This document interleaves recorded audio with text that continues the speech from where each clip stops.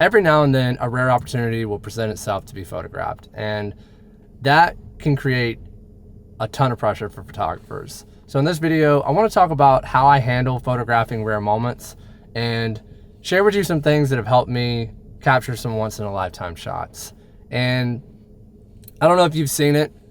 It's like all over social media. The shot that Peter McKinnon got with Red Bull of the 2024 solar eclipse. But that shot was insane. And there was, I'm sure, a ton of things that went into it to be able to pull that off.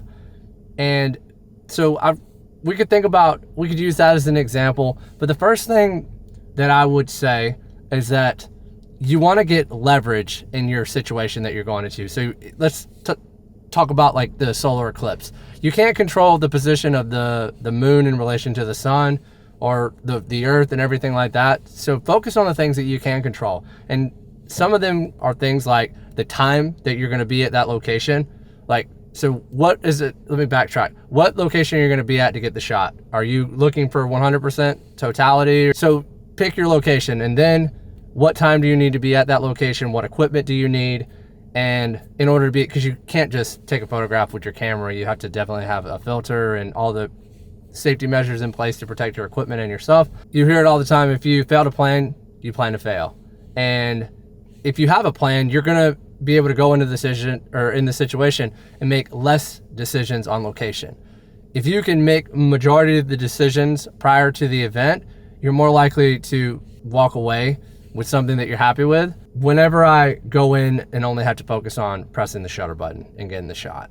Now there's extremes on both ends. Like not planning at all is not a great idea in my opinion, but over planning or being over focused on your plan and not open to other creative opportunities is also harmful. What I mean by that is that if you're out on location, I'll use a different example. If you're doing wildlife photography and there's a rare bird that you're out there to photograph, and another rare bird comes out of nowhere, but you're only focused on getting one shot of that one specific rare bird that you're after, you could potentially miss out on the opportunity of walking away with more than one shot of two different birds. And it really it's going to be on a case-by-case basis now. Sometimes the conditions may only be right to get that specific bird, and that's what you're there to get. But I would always just recommend that you be open and flexible to new opportunities as well. Now, when you're planning your shots, you probably have envisioned the most perfect conditions, like the sky, the clouds are exactly positioned perfectly, the lighting is good, your position is perfect, you got the right focal length, but in reality, when you're on location, that doesn't end up being the case.